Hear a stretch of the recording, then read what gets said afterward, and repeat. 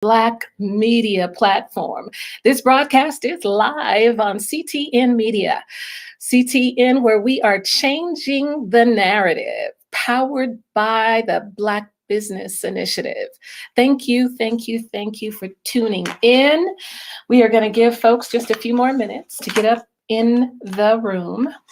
We've got a really important topic this evening, at least one that I feel is very important, particularly in this current climate where we have continuous allegations against Black men for sexual abuse. Some have been incarcerated. At least one has been released early.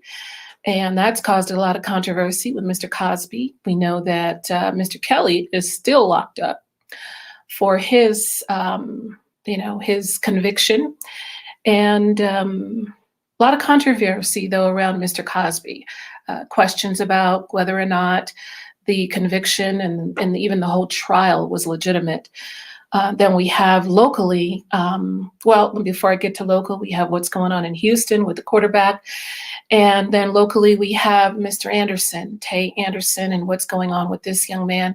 So last week's show was dedicated to all of that, to what's happening, what's happened historically with regard to false reporting against Black men. And then, of course, then there's been legitimate reports against men who have sexually abused. But tonight, our concern is going to be on the other side. Tonight, our concern and our focus is going to be dedicated to what about the victims? What happens with the victims as a result of false reporting, because there is such a cyclical process where there are opportunists out there, there are people who are confused and not really sure, some influenced by propaganda, some influenced by peer pressure, fear, intimidation, all kinds of things that will influence people to make false reports.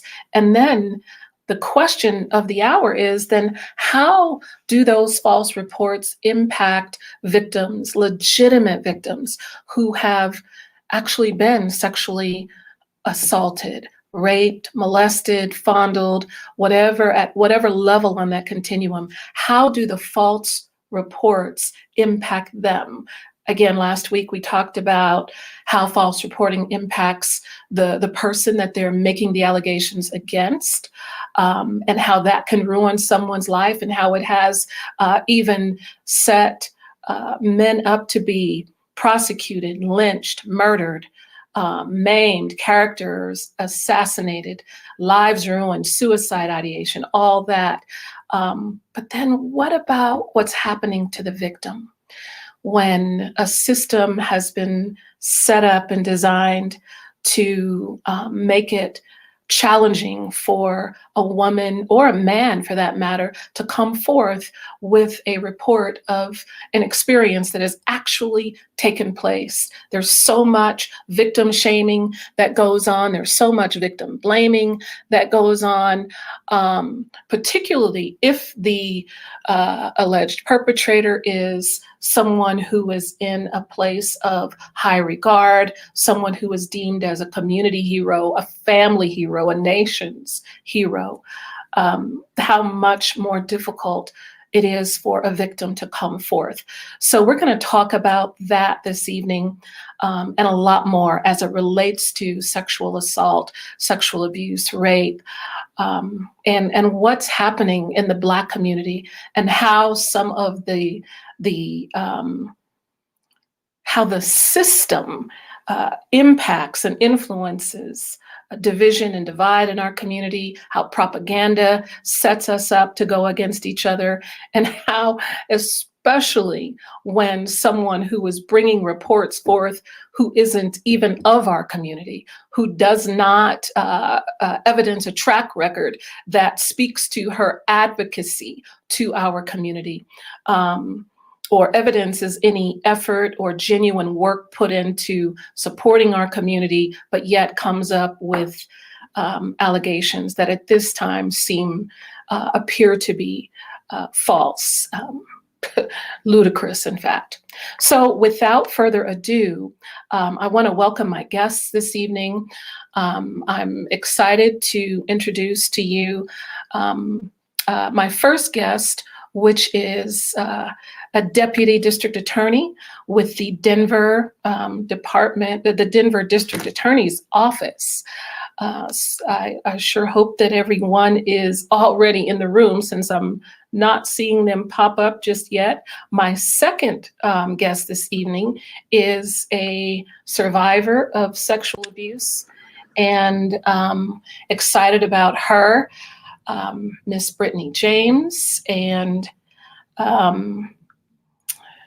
she's also someone who I consider to be one of my mentees, just a dear, dear young sister who is just brilliant. So if you can go ahead and bring both of my guests into the space, that would be great. How are you ladies this evening? Go ahead and unmute your mics. And I'm well, Topazz. Thank you so much for asking us. Yes, thank you. Happy to be here. Awesome, awesome. I'm glad to have you with me this evening. I want to give you both an opportunity to just kind of share a little bit about why this particular topic is important to you, why you agreed to accept the invitation to come on to talk about this openly. But before you talk about that, if you could just share a little bit about your background, just so that everyone knows that you're coming to this conversation with some sense of expertise in one form or another, either through direct experience or because of your profession. So why don't we start with you, Rachel? Hi, thank you for having me, Topazz. It's an honor to be here.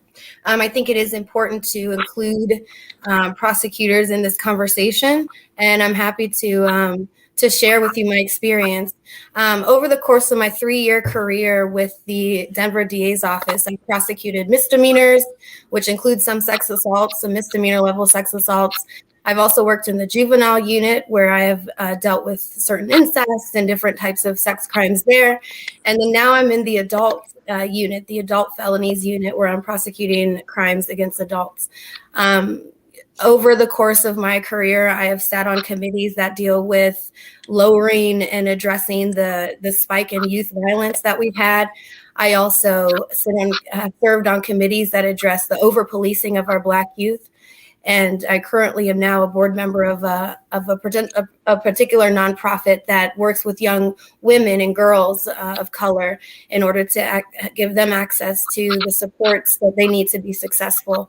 And of course, throughout the curriculum in that program, sex assault and how to deal with that absolutely will come up. And so this is a topic that's important for healing, for women to understand our role in not only protecting ourselves, but for perpetrating some of the culture that leads to the sex assaults that we see. And of course, to share the legal perspective and understanding of what a victim goes through when she has to come forward and deal with the system that is not necessarily created in order to accommodate her. Thank you for that. And I just want to add this. First of all, Rachel, can you share how many other Black women are a part of the DA's deputy team, and just people of color? But because when I think about the ratio of how many people are prosecuted who are of color, I'm just wondering what the number looks like in terms of the actual prosecutors in that office who represent African American community. And that's a great question. And I am one of 3 Black women who are attorneys in the office. And I think there's a total of about 10 Black people in the office, including a male prosecutor and some of our investigators. I did initiate and create a 5-phase plan to help remedy that. We will see if that has worked in the spring of 2022. That is now being led by a couple of my colleagues. But I do think it is important that we see our reflection in the people that we're prosecuting, and that they see their reflection in us so that they can trust the system. And the same with victims. When we're advocating for victims, we need to be able to relate to them, and they need to feel safe with us as well. So I love that question. And the short answer is not enough. Thank you for that. And we're actually going to come back to that a little bit later in the conversation, because I know that when you're representing the DA's office, that's not always seen in a positive light. But there comes a time when I think that we're grateful that the person that is sitting in that seat is someone that looks like us. So I definitely want to come back to that topic in a little bit. And All can right. I just add one Go last ahead. thing, Topazz? I'm sorry. Yes, I please. just do want to make it clear, though, that I'm not here representing the office in and of itself. I know my title might lend a bit of credibility and be a glimpse into the experience that I have, but I absolutely am sharing it as myself. My opinions are my own, and this is nothing I say is legal advice. So thank you. Thank you for that qualifier. Appreciate that. All right, Miss Brittany. Yeah, Rich, I look forward to your insights. I am a Me Too survivor, as Topazz had mentioned, but I've also held friends' hands as they go through that rape reporting process. So if 1 in 5 women have reported rape, and I've had to support 3 friends, 3 peers through that process, I think it's a bit more prevalent within our community. So I'm coming from that perspective, because even as those friends are healing and they're going through their process and attempting to thrive, it's not something that they feel comfortable speaking to, largely because, and we'll go into more detail, I did get permission to go into the details of it. Their cases were dropped, they were dismissed, and no arrest, or I guess no convictions were made. And I think that's a part of that problem as well. So as we're going through this discussion, which was, I think, triggered last week, with your discussion on Tay, with what happened with Bill Cosby and sort of this false allegations, I think it's important to also save space for those real victims who haven't either had their day in court, or their day in court didn't provide the justice that they needed. So I'm here representing that as well. Thank you so much. And, one of the things that we need more of is a full scope of what's happening whenever there is particularly a controversial topic that impacts our community, that lands right in the middle, smack in the middle of our community. We need an opportunity to look at all sides of it and make some informed decisions. So part of my objective tonight is I want to educate our audience. It's important for people to really have a solid understanding of what the law says versus what a person's opinion is, because it's the law that will end up with someone locked up, freedom lost, life lost, based on making a choice that has been influenced by a popular opinion, tradition, practice, etc., versus what the law really says. And that I have found to be a really common problem and source of contention in the Black community when it comes to sexual assault, sexual abuse. So I'm looking forward to also really delving into the topic of consent around that. And it's important for our youth, parents, and adults to really understand what consent is and what kind of behaviors really impact the lives of others. When does no get muddied, and does a muddy no compromise consent? Does it erase consent? So we're going to be talking about that also a little later. So I want our viewing audience, position yourself with questions, comments. We welcome your questions and comments. I'm even open to someone that wants to dial in. If you want to dial in with your questions, we're open to that as well. Call the number 303-801-8052, and we will get your voice on the air with whatever your questions, concerns, or comments are. I want to preface this. I said this last week. I want to reiterate this. I am always a victim advocate first, but I'm also an advocate of justice. Justice first. Due process, being due diligent with regard to the process, and with the system that we're under in this United States of America oftentimes does not appear to be one that reflects the justice or what the Constitution suggests. And so when we ourselves are the ones that are responsible for a lack of justice or a compromise in justice, we got to call that out. And we've got to do a better job of holding each other accountable.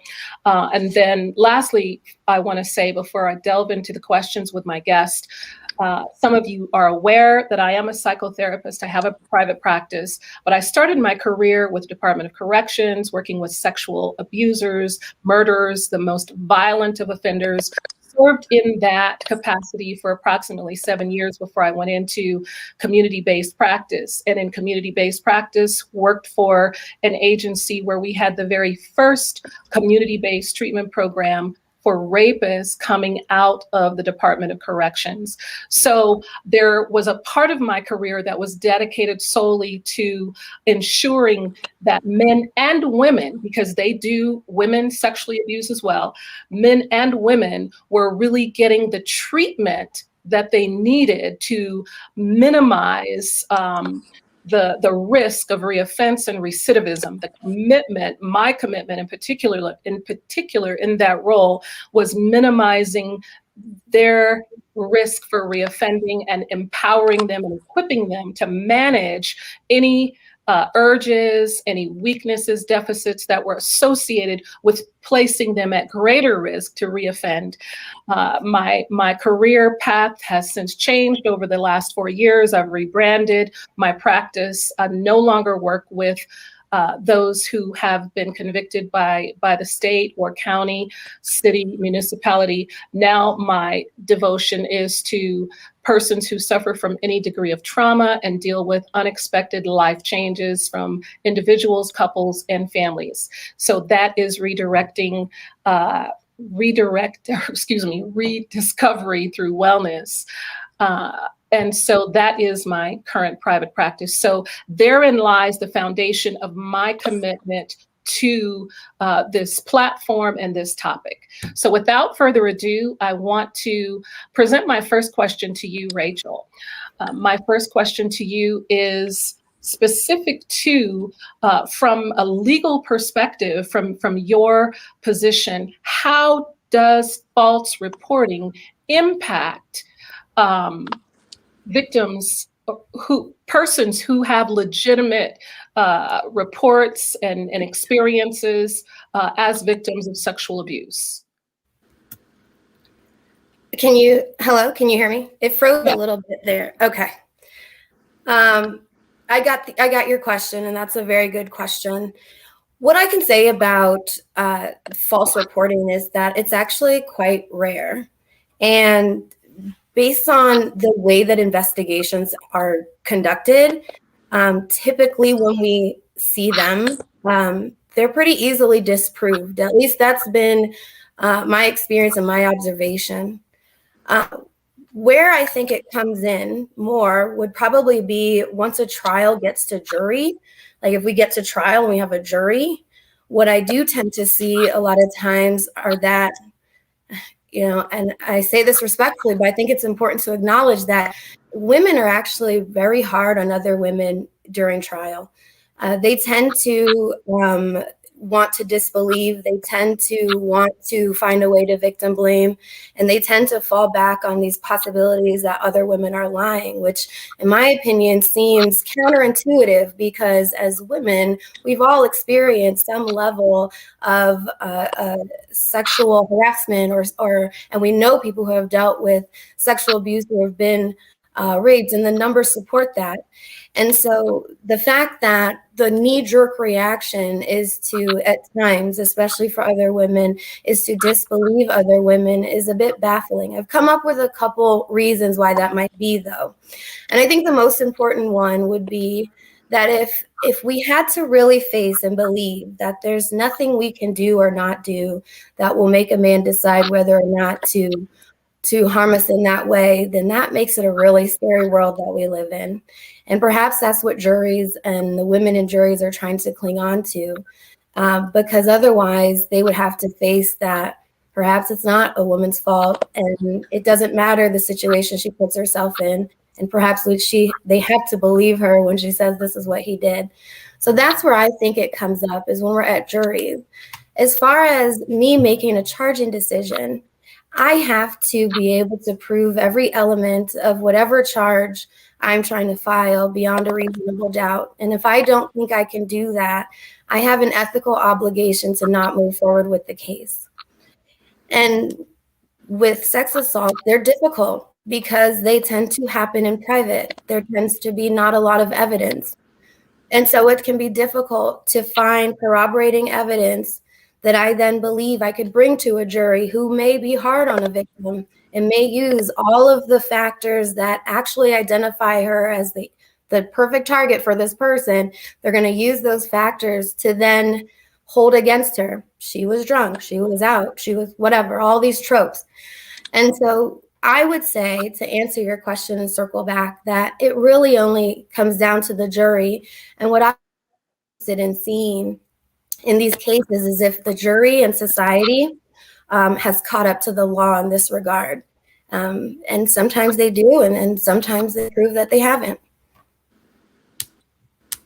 Wow, that's a lot. So it sounds like, for the most part, when your perception is that when someone comes to, once it gets to your office, let me put it that way, because it begins with the police, but by the time you see it, you feel like the majority of the reports are legitimate.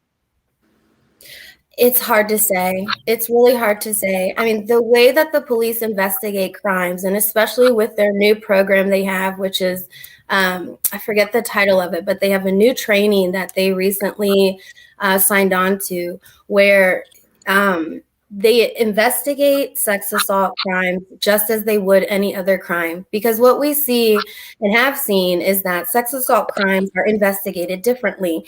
Questions tend to be asked of witnesses, and particularly victims, which tends to be the only witness, in a way that would create self-doubt, in a way that makes them believe they're not being believed. They don't necessarily leave every stone unturned. They will leave behind evidence, and they do not necessarily investigate it to the full extent that they could. So now we're retraining the police and asking them to do that. When they bring a case to us, we then review the work that they've done, and we determine if we can prove the case beyond a reasonable doubt. It's the highest standard. It's the highest legal standard. And we have to be able to have enough information to do that. So it's not that, excuse me, when they bring the case to us, we don't necessarily think that it's legitimate or not. We just look at what they've brought to us. And based on the requirements of the police, they actually have to bring every case that they investigate to us. So we have to have that conversation with the detectives and say, what's the actual strength of this case? And that's their administrative requirements. So it's not an automatic believing of a victim, and it's actually very hard to reach that threshold of knowing that I can prove the case beyond a reasonable doubt simply because of the nature of the crime. Okay. I'm going to come back to you in just a moment with a part B to that question. Brittany, from the perspective of being a survivor yourself and then holding the hands of close friends who have been victimized, what is your impression and experience about how someone who comes forth with false allegations, how that impacts, number one, a victim's willingness to go forward, and then how do you feel that process that a victim goes through is impacted?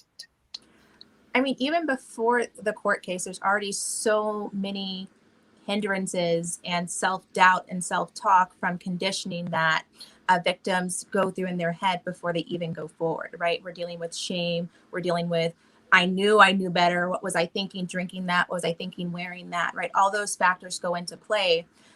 So for me, false, and I so appreciate Rachel for nailing this, false allegations, there's such a small drop that for me, it doesn't really change the scope because sexual violence is such a prevalent issue. You know, we have over 60% of sexual violence cases not being reported, right? Let's talk about that before we talk about the 2 to 8% of crying wolf, right? The false cries of wolf.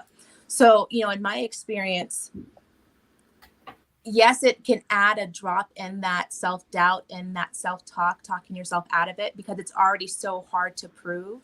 I think one of my friends ended up backing out from even going to court because there was no evidence, right? Because as her attorney was demonstrating this, what we have, this evidence that we have, this trail, it was a party, you were drinking, these things that can be used against you, sort of in that victim blaming, slut shaming perspective. It was just one of those things she just had to resolve herself to saying, like, let me learn better and do better next time, and, attempt to move forward with my life. So it's sad that in this environment where perpetrators or alleged perpetrators are getting off, that we could potentially have that's why, you don't need to believe the woman, balancing that with women will lie. There are a lot of factors where you don't always have to necessarily believe the woman just because she's a woman. But that has been an issue even before false allegations. So I don't think it really moves it one way or another. Okay. Thank you for that. So I guess from my perspective, I wonder how much of that influences the underreporting, and where, in your opinion, Brittany, in addition to what you've said, you talked about shame and the victim blaming. What else do you think influences the underreporting? Fear of retaliation, whether that, if it was, and I'm sure we'll get into this as we deal with consent, the power dynamics, if this person was in a position over you or a family member, the social stigma. But I think a lot of it is what I hear with my friends. I just want to get on with my life, right? I don't want this to change or be a mark that moves my life off this vision that I had for it.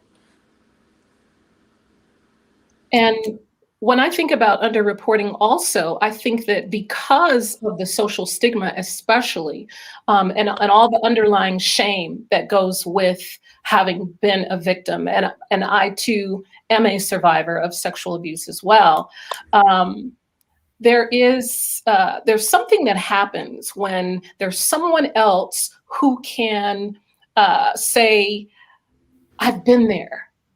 It's almost like all of a sudden you come to life, you feel legitimate, you feel affirmed when there's someone close to you or someone that you look up to who says, I've been there. That happened to me too.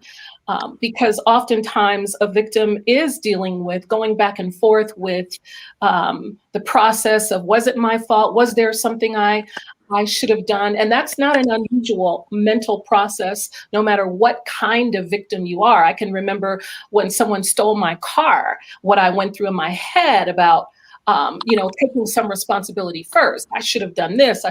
Maybe I should have done this. I should have done that. I should have had this kind of security system, et cetera, et cetera. So let alone when your body is violated.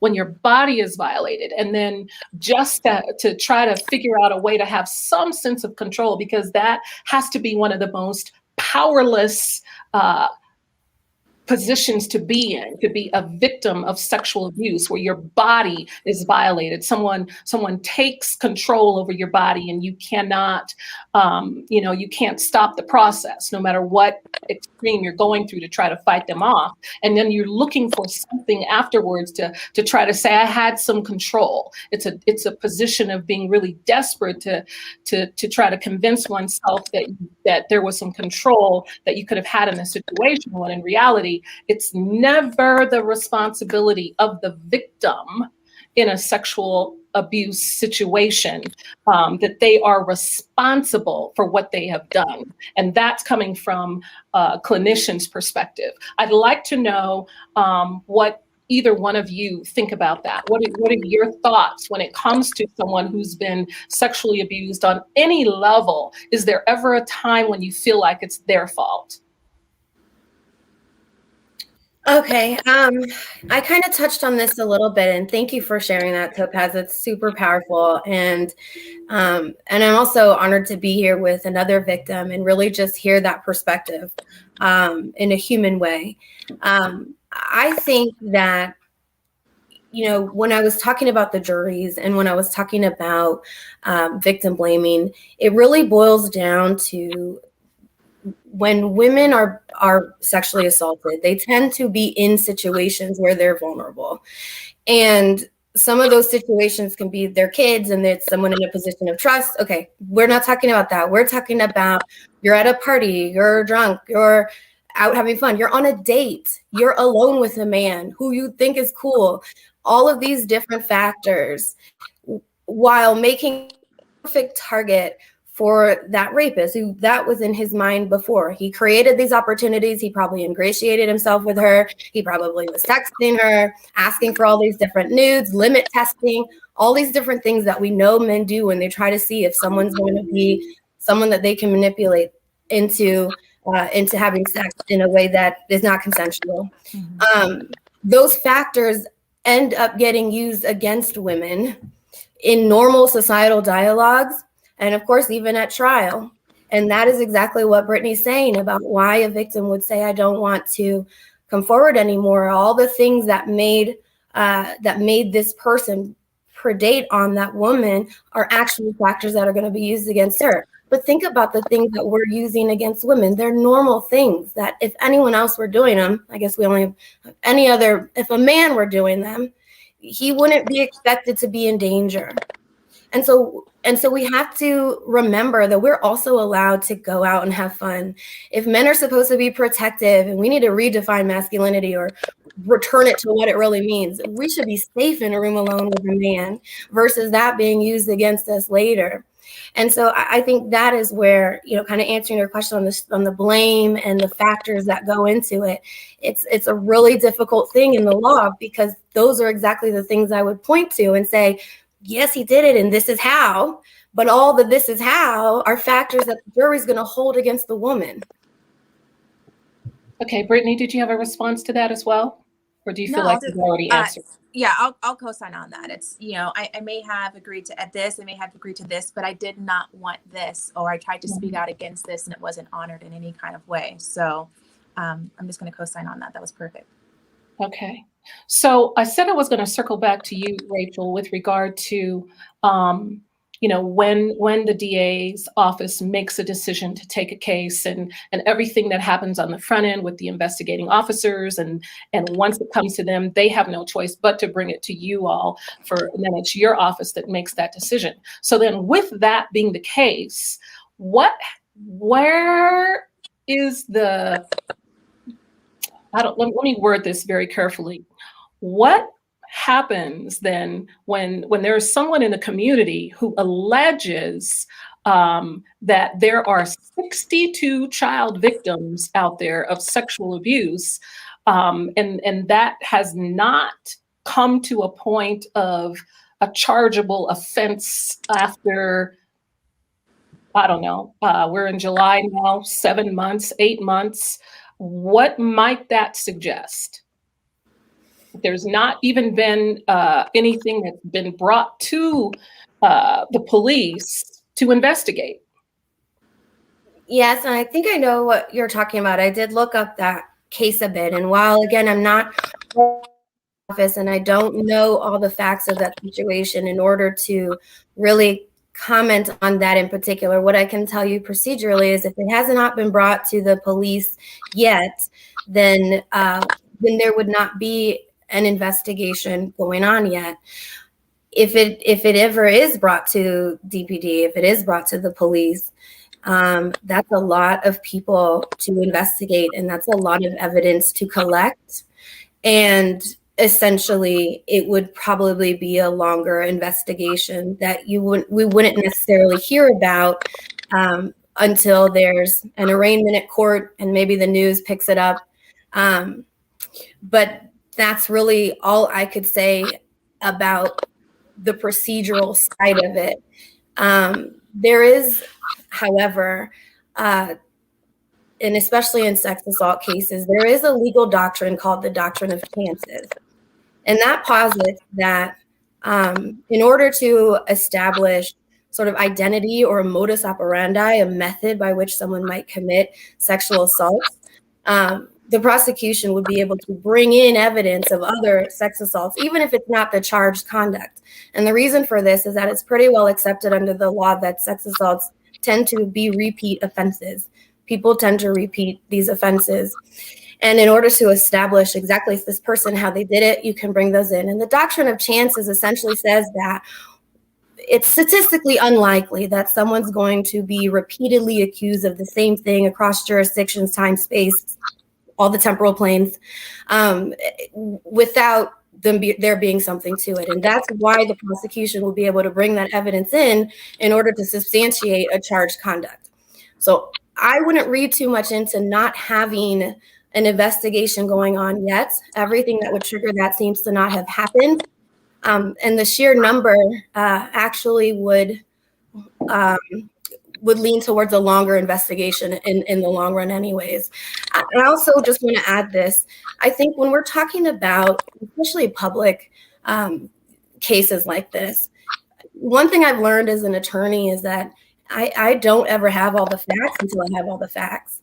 And sometimes facts come out very different than we believe, even at the time of making charging decisions.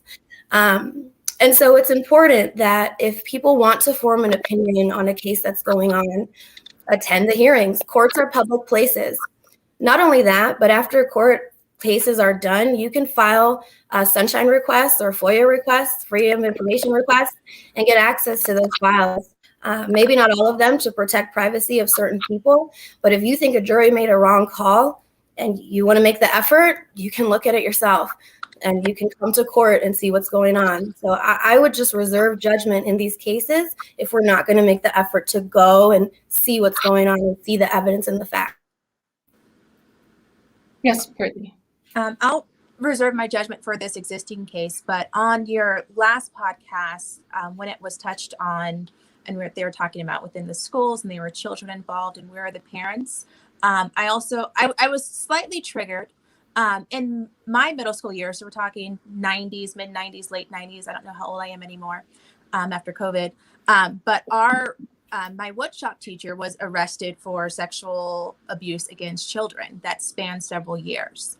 And so with that, we don't want to victim blame, but we also don't want to, parent blame. Where were the parents in this?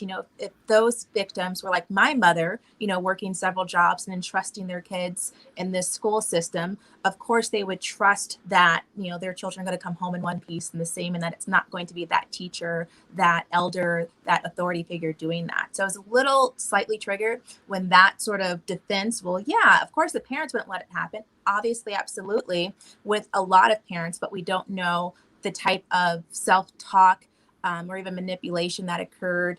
And I'm referring to this past event between that interaction where he was able to silence those victims for as long as he did. So particularly when it's kids, we really can't say, and we shouldn't victim blame or parent blame in that situation.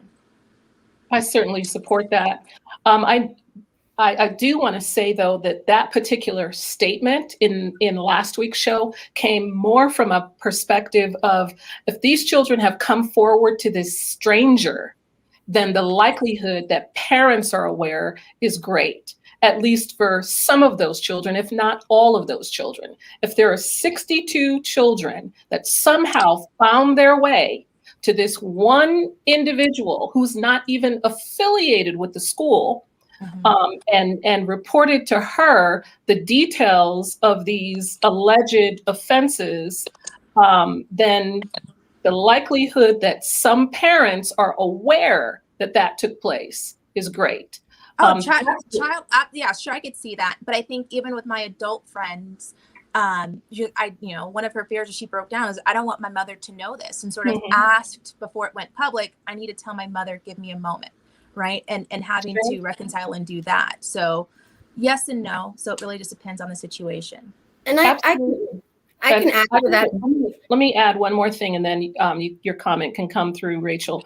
And I agree that when it's a victim advocate, And it's usually, and the advocate is going to be somehow connected with this body of children, either through the school system, a school counselor, a school social worker, or an actual victim advocate, a legitimate victim advocate who somehow, some person, some common individual connected all of these 62 children to this person.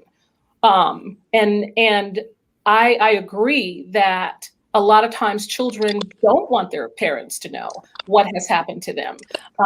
My sexual abuse occurred when I was a child. I never told anyone what happened to me until I was an adult. Until I actually started working with sex offenders, my memories that I had suppressed, the details of what had taken place started coming back. And there were some other dynamics that started bringing that back.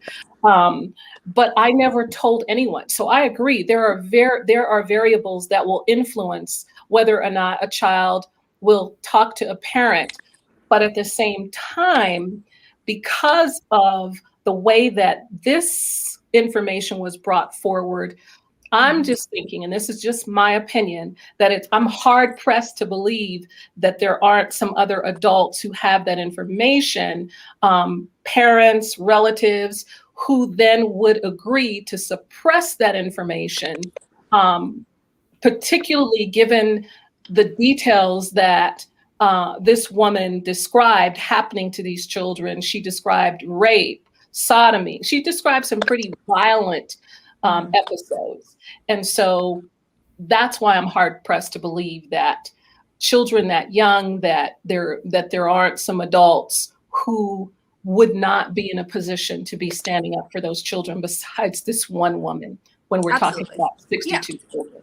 So that was where that came from, not blaming parents and that you should have known or why weren't you. That's not where that came from at all. So I just want to clarify that. Rachel? I am not privy to the comments that was made at the last podcast, but at the last episode, but it was something that was said. I don't think you said, I think it was just said between one of you about coming forward and not wanting the parents to know. I'd add to that and say that sometimes children don't know they're being sexually abused. And just as much as teenage girls don't always know that they're not consenting to sex because of other reasons. We're talking about children right now, but sometimes due to the grooming and the limit testing and all these things, by the time it gets to that point, the limits have been obliterated and the children don't necessarily know that's what's happening to them. And so they may not know to even tell their parents. They might just know they have a fun secret with whoever, and they might not realize what's going on to them. I just wanted to add that a bit. And I don't know about, like I said, this is not in regards to that particular situation. Sure. It's just something that I thought about that I have seen in my career. Absolutely. And that's a great segue to our next focus in this conversation tonight. And that is, what is consent and what qualifies as sexual assault? And how someone knows that they've been sexually abused or that they're engaging in sexually offensive behavior. Because you're absolutely correct, Rachel, there are a lot of times, not even just children, but sometimes adults don't even know that they've been sexually abused because so many behaviors that qualify as sexual abuse have been normalized and are so broadly accepted now in this time in which we live in, that people get caught off guard a lot of times. I can remember some of the juvenile cases that I had when I was treating offenders, and the adult cases where parents would come in furious because they could not understand how their child ended up with a sex offense charge based on the behavior that they engaged in that was clearly sexual assault, but because it's so underreported or it's so minimized in our community that it's accepted as being okay. And then with the adults, I had spouses who took the same position. Now, sometimes that's clearly because of denial and victim blaming. But sometimes it was also because of ignorance. They just didn't understand how that behavior qualified as sexual assault. So let's talk about consent. So from a legal perspective, Rachel, can you share with our audience what qualifies as non-consensual, or what is consent, first of all? So I have the definition here under statute. Consent is the cooperation in an act or attitude based on free will and with the knowledge of the nature of the act. And so that means that if someone's consenting, they are cooperating in the act. They are expressing through their attitude and their actions that they want to initiate or continue this act. They're doing it based on their free will, meaning they were not coerced, guilted, otherwise trapped into having to make this decision, and that they are conscientious enough and aware enough of their surroundings that they do have knowledge of the nature of the act that they are consenting to. Okay. Is there anything from a lay perspective that you'd like to offer on that, Brittany? I don't know if it's lay, but minors don't have rights, so it's very rarely that minors can consent, particularly as we're discussing this with sexual consent. And I'd be interested to know about quid pro quo, or pay to play type of activity that happens either in the workspace or between. I mean, I can't even think of it, but like that pay to play, do this and I guess that happened in Hollywood, right? Like, in what aspect is that? Okay, well, she agreed. It's okay. It's lawful. It's just. So I'm gonna have you to answer that in a moment, Rachel, but I want to chime in on consent from a clinical perspective, because these are the dynamics that, as a clinician, and based on what the state of Colorado Sex Offender Management Board qualifies as consent. Because obviously there's one thing that's happening in the courtroom to convict a person, and then once they are mandated into specialized treatment for their sexual abuse, then there are some other guidelines that treatment providers have to follow. So here are some things, some dynamics that we used in treatment for parents, for children, for educators, advocates, etc. Number one, and correct, is this correct, Rachel? I want to make sure, I think we spoke about this earlier. In the state of Colorado, the legal age of consent is 15, correct? And then there are some dynamics that kind of flavor that a little bit based on the difference in age. So I can expand on that later. The short answer is there is not a legal age of consent per se, and I can explain very briefly later if you'd like me to expand on that. Okay. So when I was working with sex offenders, so it's been approximately 4 to 5 years ago now, but the legal age of consent was 15. There was a 4-year age difference that influenced whether or not we were treating a case, someone who was maybe even convicted. These were some of the things that we looked at as to how our treatment plan was put together, if we were really treating that person as a sexual abuser or not. Because just because they were convicted as a sex offense did not mean that the treatment was catered to that, because we would do our own assessments, psychological evaluations or psychosexual evaluations, and polygraphs and various other processes that we would use for accountability and to assess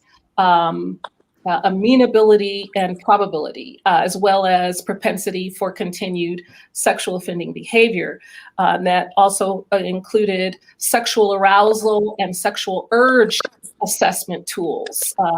For those of you that may not know, there are formal instruments out there that have been researched and supported by best practice that will monitor sexual arousal and sex urges, or deviant sexual arousal, I should say.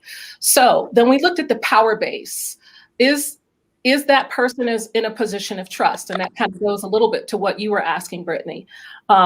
Trust, knowledge, power and control. We looked at all of those variables in a situation. Were those things equal? Because if there's an imbalance in power, control, knowledge, power, control, knowledge, and resources also, that are going to influence how we as clinicians would respond to the situation. Because if a person could use their resources, if they could use their knowledge, if they could use their position of trust to influence or intimidate, bring fear, etc., into a situation, to compromise that individual's power to say no in a situation or to not agree, that was problematic. And so then we were going to respond to that based on that information. If there was more than a 4-year age difference, then we were also factoring that dynamic into that process as it relates to consent. Did either one of you want to add anything or ask any questions about that before I bring in some questions from the chat? No, I just thank you for bringing up spousal assault. As consent is becoming more mainstream, and we're defining those boundaries, a lot of our more traditional mindsets and perspectives are being shifted. But I think particularly in our community, it makes it very hard dating when you have this new understanding of what consent is, but the men that you're dating just sort of offhand, casually, husbands can't sexually assault their wives. That's ridiculous. And you're like, no, that's not a thing. Yes, it can happen. So at least in our community, I think there needs to be more due diligence done, or I guess more teaching and educating on what consent is.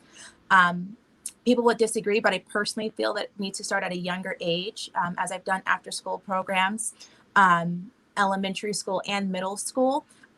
These kids are hearing conversations and they're having experiences that deal with sexual activity that needs to be addressed, and letting those kids know at a young age what they have control of and ownership of with their own bodies is important.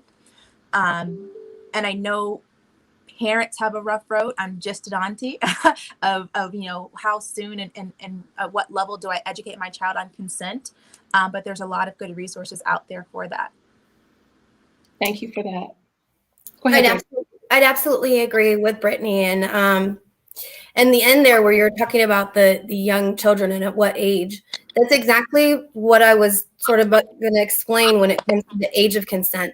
The reason why there's not a particular age of consent is because the law contemplates different scenarios, just like the factors you were talking about, Topazz, about the dynamic. So it depends upon the ages of the parties involved, the victim and the defendant, and those different dynamics that you. And I guess a good standard would be 15 with 14-year difference. But if someone is under 21 and is being sexually assaulted by a parent or a close relative in that regard, that's still incest, which is still a version of statutory rape. And a person up to 21 cannot consent to that situation because the relationship is prohibited under the law. So there's a lot of different factors there. And then in juvenile, I saw cases with children sexually expressing themselves and exploring in ways that could be viewed as sex assault. But if they were under a certain age and both within an age range, it's probably a different kind of conversation we're having with those parents, and probably conversations with Brittany, like what you're talking about, that maybe we don't need to be too afraid to go younger to have them because they are expressing at very young ages.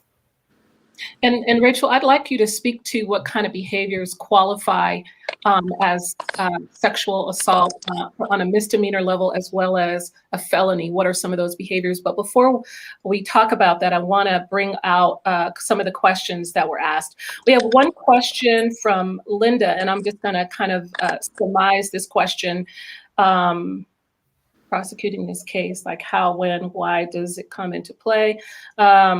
Let's see, I heard on one of the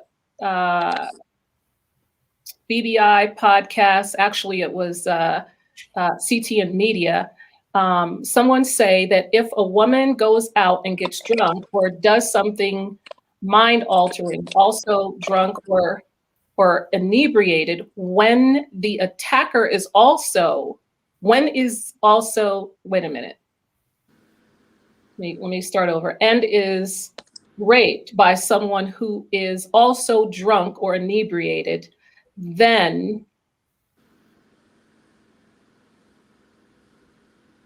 this is a little confusing in the question, but can that person still be held accountable if the perpetrator and the victim are both under the influence of some type of substance? So it's hard to really comment on specific facts like that, but what I can tell you is that there is an allowance under the law for when someone is voluntarily or involuntarily intoxicated, when they might not be held to the same level of culpability. And essentially, in order for a crime to be committed, you have to have an action, the actus reus. You have to have a guilty mind. You have to have the mind to commit the action, and that's mens rea. And then for sex assault in particular, there is an extra level of intent that requires you to be doing it in order for some type of sexual gratification or abuse.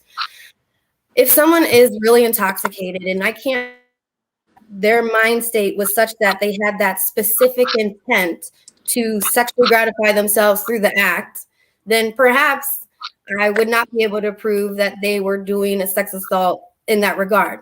However, if someone is drunk and still able to get sexual gratification from what they're doing, and the victim is not capable to appraise the situation, he might still be liable for that because he's doing it for the specific intent of the sexual gratification.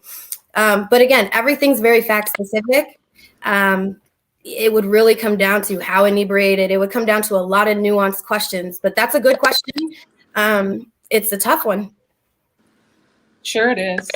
I think there was a statistic from the National Crime Victim Statistics that I think 48% of victims said that their perpetrator was under the influence. So if there's that many layers to assault and proving it, is that why we don't have a large conviction rate when it comes to sexual assault, or is that part of it? That's a good question, Brittany. I have not seen that come up in a defense in any cases that I've personally seen. I've also never heard of my colleagues taking that into an account to the extent that it would affect the statistics in the way that you're saying. But that's an interesting research question that perhaps someone should answer because it's interesting. And again, I'm going to speak to this from a clinical perspective of what someone who is state approved to work with SOs. We are going to hold a client accountable, and we're going to be educating those clients at whatever age, from adolescence all the way up prepubescent, because we know that younger kids are engaged in substance use a lot younger these days, that they are responsible for their actions. And especially from the standpoint of being victim advocates, as treatment providers, we were victim advocates first. And I'm speaking in the present tense, kind of going back and forth because I did that work for so long, but that's not my focus anymore. But in the treatment plan and in the process, and then also from the standpoint, because I said in the beginning, part of the objective of this show this evening is about educating our audience. Men, women, be responsible in your substance use, particularly if you're going to be in a position to where you might be vulnerable in a situation. And that's vulnerable from both sides, because if you are someone who knows that you're challenged with regard to managing your arousal, then drink or use substance responsibly. Don't put yourself in a position to where it's going to be too foggy for you to resist and maybe not hear a no, or not be able to stop yourself when someone is resisting. You are responsible for your behavior. And I'm saying that from a clinical perspective. It doesn't sound like it really is that clear when it comes to the law, but from clinical perspective and a community perspective, be responsible when you know you have weaknesses. And that the other side of that is if you're going into a situation where you might be vulnerable, then limit your intake of whatever substance it is that you're using so that you can be in control of your body, your surroundings, and what is happening. That is from a proactive perspective. This is not from a place of blaming anyone who was not in a situation to control or protect themselves from some type of sexual violation. That's not where I'm coming from, but I am coming from a place of being proactive.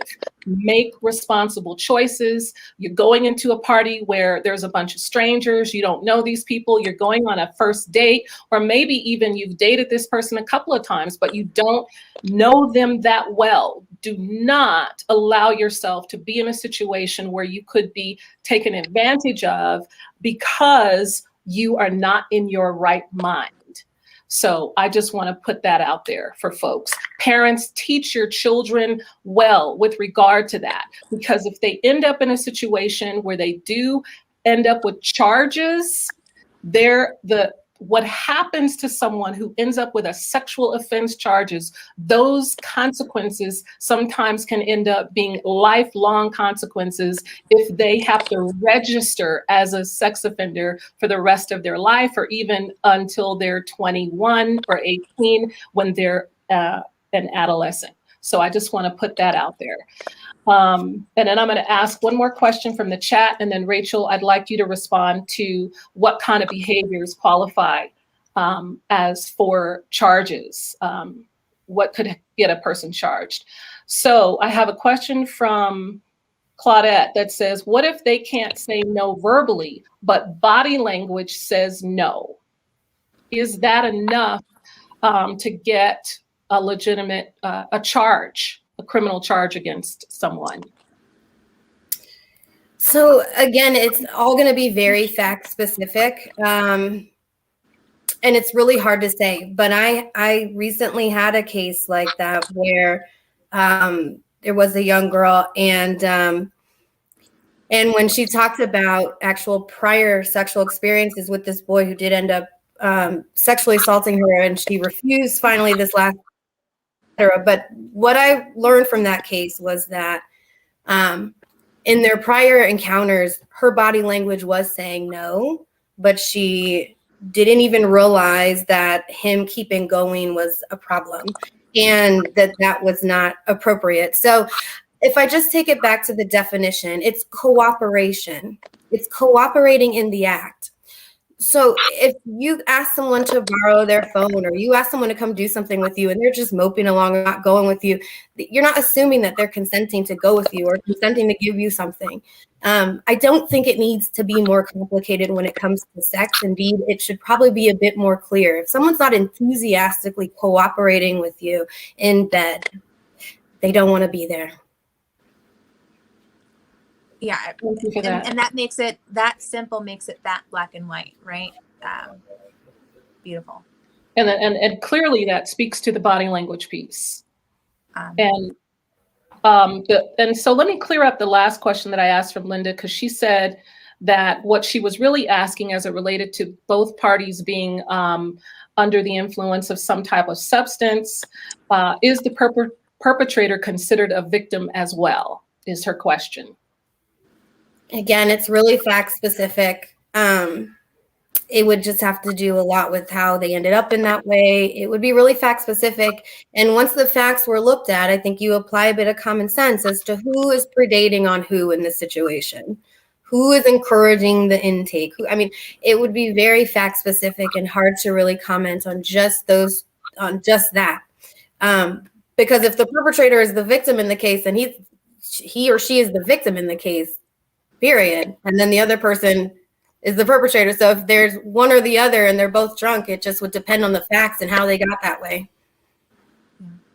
And I think as you're creating an impetus for parents, there's a lot of adults, if you're 21 plus, that are going to be engaging in sexual activity that, need to be having these conversations with their friends. I think male groups need to do a job of creating an environment where they talk about consent. Like, hey, bro, is she really consenting? Is she of sound mind and body to do that? And I think also with women, I'm very fortunate to have a strong group of female friends where I think I was even roofied. I did not know, because when I started to discombobulate myself, my friends took me home, right? So in that, being in a position where if you know you can't control yourself, or you do want to let your hair down, having that support system near you on both respects. I know we haven't stated it, and we've been very much so speaking third party and persons, but this is for both genders. Yeah. Thank you for that.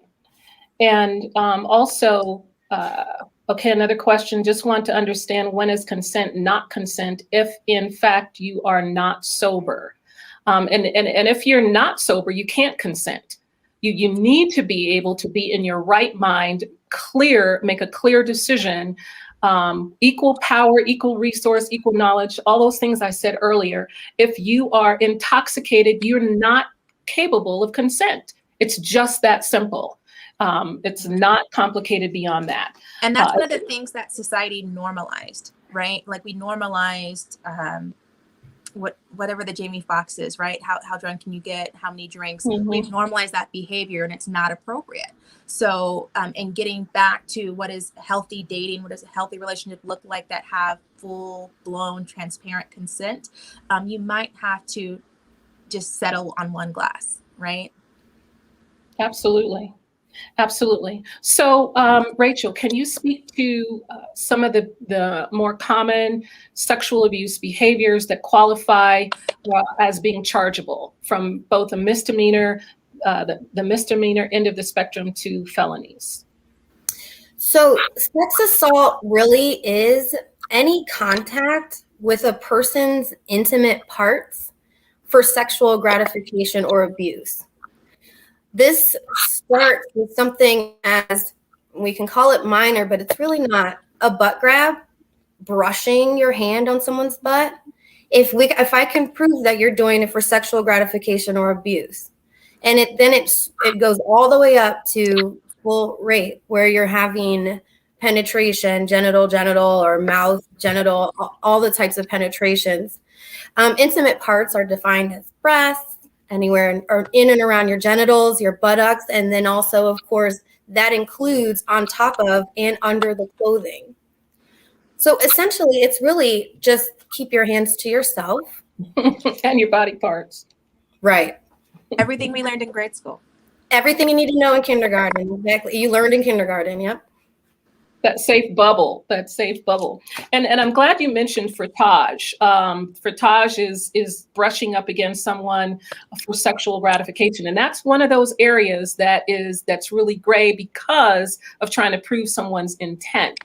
And in the work that I was doing, it just used to frustrate me so much when I'm working with these offenders who that was like their preferred form of attack or offense, because it was so subtle, and it gave them a great deal of power, because so often they would leave their victim confused or not even having a clue that they had just been offended against. And that is a real common behavior in high schools or crowded settings, concerts, grocery stores. Anytime somebody is, you're in line or you're in close proximity to someone. Thank goodness for social distancing that made that a little more difficult. But now that we're coming back into a place where social distancing is being more and more minimized, be aware of those individuals that are really getting off on being able to make physical contact with your body. Yeah, and that's exactly one of the only ways to prove a case like that very quickly is exactly that doctrine of chances that I mentioned before. Because what's the likelihood that multiple women are going to say, he brushed up on me and did this? That's actually where that doctrine is really helpful. You almost have to have a number of people saying the same thing, because like you said, it's very difficult to prove and it's easy to get away with, and it creates that they got over on the woman. They put her in a mind state of confusion, and they feel powerful. It's true. Absolutely. And I'm going to say this, in the event that the perpetrator is a male, your best defense is if they have an erection. Somebody rubs up against you and they got an erection, bam, there it is right there. And so call them on it. You may not be able to get it through the court process because, the intent piece, but call them out. If you have the slightest unease about this person touching you, trust your gut on that and call them out. Call them out on the spot. Brittany, you were going to say something? How can male victims begin speaking up? Right? Like where can a man say, she brushed her hand against my lower back, and she had an erection, or it was for sexual intent, or whatever, I felt coerced, right? How can men do that? I mean, they're absolutely allowed to under the law. I think that is a question that we need to ask a greater society. It's like a societal question that goes beyond the law. The law has caught up to that. Society may not have. The law says you can't do that for sexual gratification. A woman shouldn't do that to a man either. If he's not wanting her advances and she's grabbing him and doing those things, he has every right to come forward. Now, will he? We have another issue with men also suppressing reports for similar reasons in society. And so perhaps if we address some of these issues for women, it would also set men free in a really important way. Thank you for that. And I'm so glad to hear you say the piece about the law has caught up with that, because I can remember when I first started working with women who had been charged for some type of sexual offense, the process that that they went through and that the DA's office would talk about is a lot of times, they didn't want to take those cases because they felt like they weren't able to convince the jury that a woman was engaging in any form of sexual abuse behavior.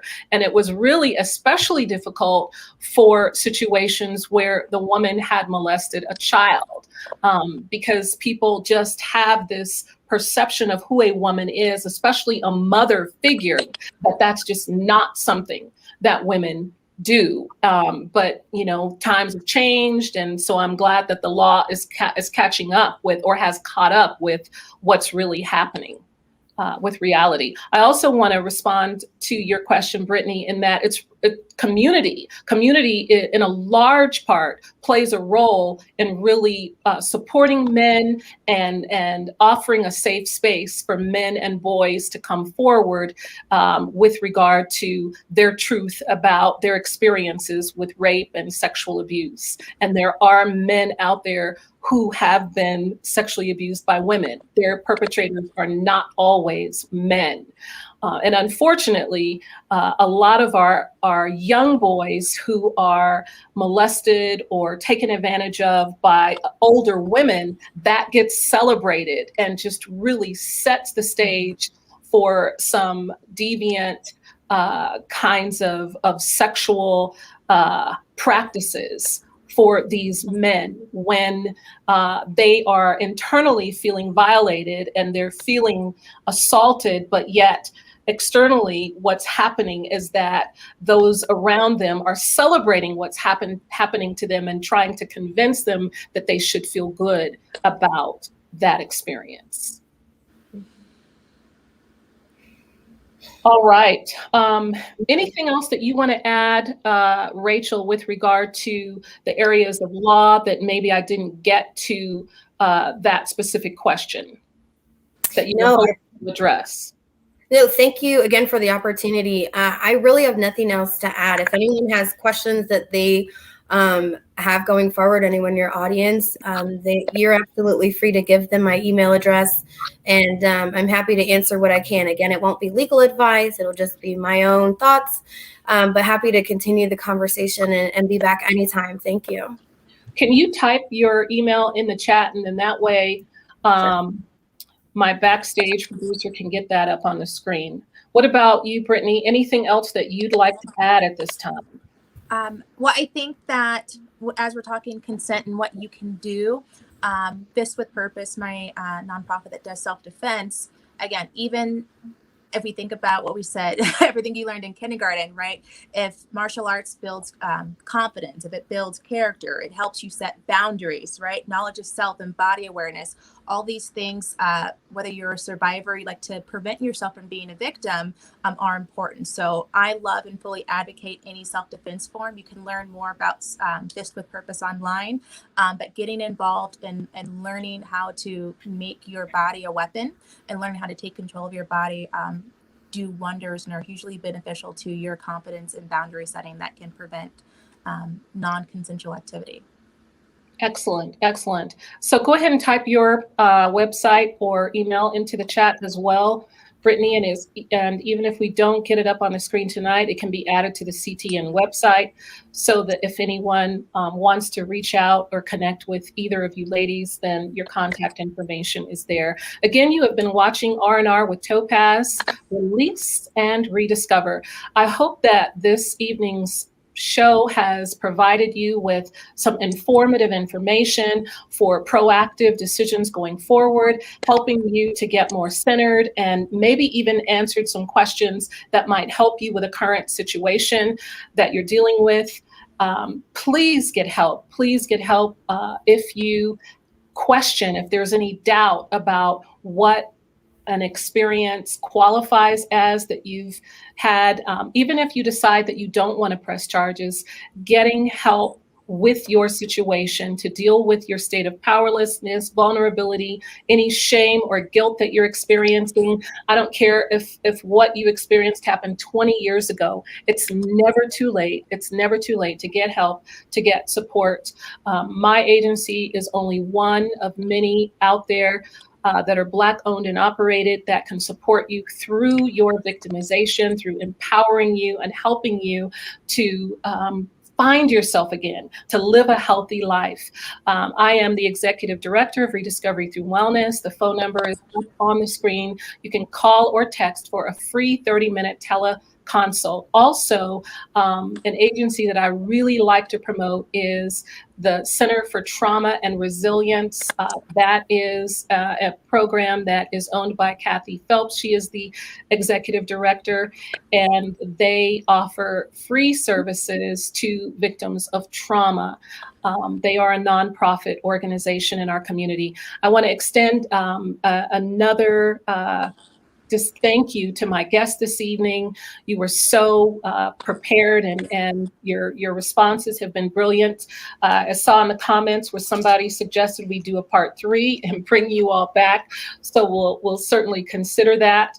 Thank you, Rachel and Brittany, for your time this evening and your brilliant responses. You have been such a gem to this process, and lots of folks I'm seeing in the chat that are saying thank you for this topic, thank you for discussing it, and to the viewing audience, thank you for your faithfulness and loyalty to R&R with Topazz and to the CTN media platform. You can tune in tomorrow at 4 p.m. for 7 Generations Black, Wednesday morning at 10 a.m. for the resource report right here at CTN Media. Thank you for supporting Black media. CTN is where we are changing the narrative. Good night, everybody. Peace and blessings. Thank you.